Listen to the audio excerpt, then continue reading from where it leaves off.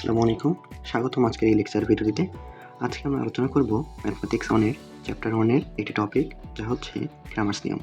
তো ক্রামার্স নিয়মটা কি, চলো আগে সেটা জেনে নেওয়া যাক। একের অধিক অজ্ঞাত রাশিতে ভেরিয়েবল বা চলকের মান বের করতে আমার ক্রামার্স নিয়ম ব্যবহার করা হয়ে থাকে। তো এই ক্রামার্স নিয়ম যিনি আবিষ্কার করেছেন তিনি হচ্ছেন গ্যাব্রিয়েল ক্রেমার।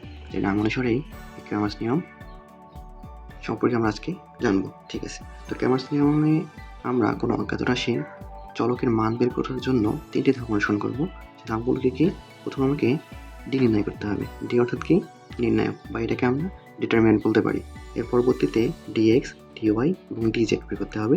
তারপরে সর্বশেষে এক্স, ওয়াই, জেড অর্থাৎ চলকগুলোর মান আমরা ক্রমান্বয়ে পেয়ে যাব। একটা জিনিস বলে রাখা ভালো, যখন আমরা ডি নির্ণয় করবো, এখানে ডি এর মান কখনোই 0 হওয়া যাবে না, অর্থাৎ ডি ইজ নট ইকুয়াল 0। এটা মনে রাখবো সবসময়। ডি এর মান আমি প্লাস মান বের করতে পারি বা মাইনাসও বের করতে পারি, কিন্তু কখনোই ডি এর মান 0 বের করা যাবে না। আচ্ছা, চলো একটি উদাহরণের মাধ্যমে বিষয়টা ক্লিয়ার করা যায়, তাহলে তোমাদের যা ডাউট আছে সব ক্লিয়ার হয়ে যাবে। আচ্ছা, আমি লিখে রেখেছি উদাহরণটা।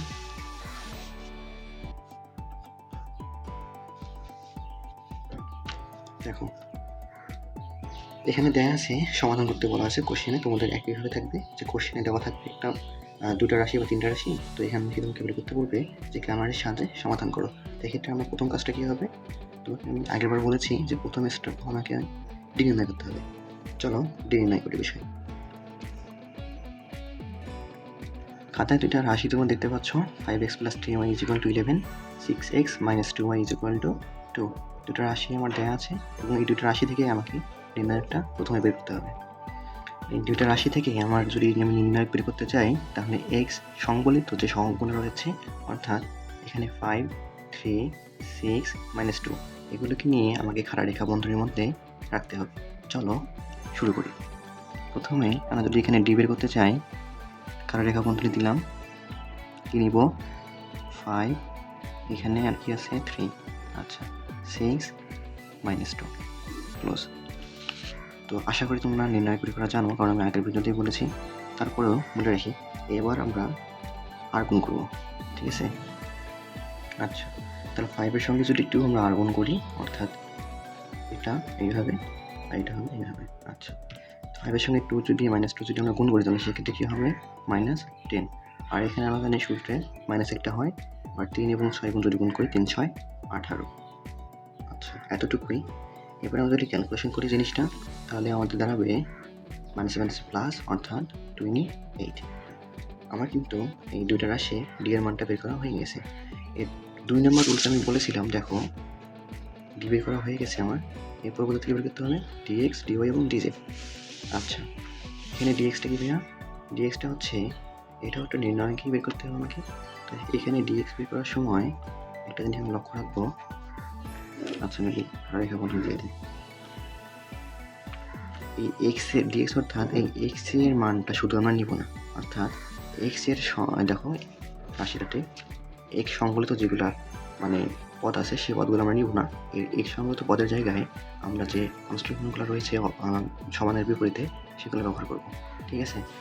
আচ্ছা, তো এক্ষেত্রে ডিএক্স এর জায়গায় আমরা কি লিখবো 11, আর এখানে কি আছে 2, ঠিক আছে। তারপর এখানে 3 - 2। এবার একইভাবে যদি আমরা ডিএক্স নির্ণয় করতে চাই, তো সেক্ষেত্রে কী করতে হবে, আর গুণ আমার এটার সাথে এটা, এটার সাথে এটা, ঠিক আছে। তো 11 - 2 যদি গুণ করি, তাহলে 22 - 3 গুণ, সূত্রে মাইনাসটা এখানে দিয়ে দেবো, 3 গুণ কত হয় 6, 28 আসতেছে, ঠিক আছে। এবার দেখো আমাকে ডি ওয়াই বের করতে হবে, ঠিক আছে, ডি ওয়াই। তো ডিএক্স এর ক্ষেত্রে যেহেতু আমরা ডিএক্স এর মানগুলো নিব না, তো একইভাবে ডিওয়াই এর ক্ষেত্রে আমরা ডিওয়াই এর মানগুলো নিব না। আচ্ছা, ডিএক্স এর মান কী ছিল, আমাকে এক্স এর সংখ্যাগুলো মানগুলো 5x এর জন্য 5, এখানে 6 ছিল 6, আর ডিওয়াই এর জায়গায় আমরা কার মানগুলো নিব, কনস্ট্যান্ট মানগুলো 11, 2। এবার সেম ওয়েতে আর গুণ করবো। আর গুণ করলে আমরা আসে 5 × 2 = 10, -6 × 11 = 66, এই তো। এবার যদি ক্যালকুলেশন করি, এটাকে -56 আসে। দেখো আমরা প্রথমেই আমাদের ধাপগুলো মনে করে নিই। প্রথম ধাপ ছিল আমার কি, নির্ণয় করতে হবে। আমাকে নির্ণয় করতে পেরেছি 28। এই পর্যায়ে আমাকে ডিএক্স ডিওয়াই ডিজেড নির্ণয় করতে হইতো, কিন্তু আমার যেহেতু এটা দুইটা মানে এক্স এবং ওয়াই রয়েছে, জেড নাই, তো সেক্ষেত্রে আমাকে কী বের করতে হবে, ডিএক্স এবং ডিওয়াই আমরা বের করছি। এই যে ডিএক্স বের করেছি, ডিওয়াইও বের করেছি।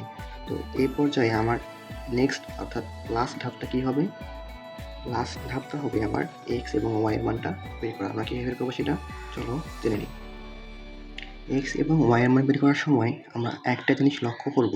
দেখো আমরা ডি এর মান বের করেছি, ডি এক্স এর মানও বের করেছি। তো এখানে যদি আমরা শুধু এক্স এর মান বের করতে চাই, এক্ষেত্রে আমাকে এই ডি এক্সকে ডি দ্বারা ভাগ করতে হবে। ওয়াইয়ের বেলাও একই রকম, ডি ওয়াইকে আমাকে ডি দ্বারা ভাগ করতে হবে। চলো ভাগটা করে নিই, ঠিক আছে। এক্স এর বেলায় যদি আমরা ডি ডিভাইডেড ডি এক্সকে ডি দ্বারা ভাগ করি, তো ডি এক্স এর মান কত আমরা পাইছি, -28। ডি কত পেয়েছি, -28। তাহলে কত আসলো, 1। একইভাবে যদি আমরা ওয়াইয়ের মানটা বের করতে চাই, তো ডিওয়াই কত বেরিয়েছে আমার, দেখো তো 56, এই যে এখানে। আচ্ছা, তাহলে 56 এখানে লিখলাম, ঠিক আছে। এবং ডিএর মান কত আমার, -28। তো এটাকে যদি আমি ক্যালকুলেশন করি, দেখবা 2 আসবে এখানে, ঠিক আছে। ও সরি, এখানে -56 ছিল, সরি -56, তাহলে আসতেছে আমার 2। তাহলে দেখো আমরা এক্স এর মানটাও পাইলাম, ওয়াই মানটাও পাইলাম। তো এই ক্ষেত্রে লিখতে পারি আমি এখন নির্ণয় সমাধান।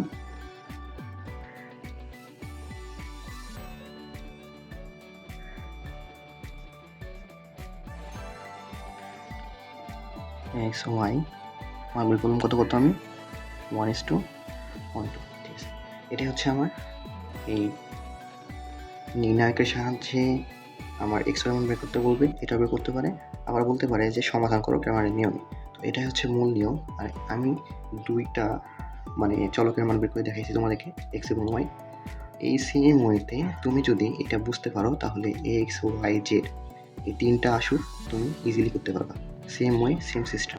এখন যদি মনে করো তোমাকে ডিজেড বের করতে বলতো, তো সেই ক্ষেত্রে কী করতে, তোমরা একইভাবে এই রাশির দিকে তাকাইতা, রাশির দিকে দেখতা যে ডিজেটের মান কোনো আছে কিনা। ডিজেটের যদি মানগুলো থাকতো, তো সেই ক্ষেত্রে ডিজেট বের করার সময় ডিজেটের মানটা নিবা না, সেই জায়গায় তোমরা কী নিবা, এই কনস্ট্যান্ট মানটা। তো বাকি যে দুইটার মান থাকবে এক্স এবং ওয়াই, সেটা তোমরা লিখবা। লেখার পরে সেম ওয়েতে তোমরা নির্ণায়কের মানটা বের করবা। বের করার পর এই যে ডিজেটটাকে ডি দ্বারা ভাগ করলে তোমরা ডিজেটের মানটা পাবা। তো এইভাবেই আসলে এইভাবেই গ্রামারের নিয়মটা সমাধান করা হয়ে থাকে। আশা করি তোমরা বুঝতে পারছো। তো আজকে এ পর্যন্তই, দেখা হচ্ছে নতুন কোনো ভিডিওতে। সে পর্যন্ত সবাই ভালো থাকো। আসসালামু আলাইকুম।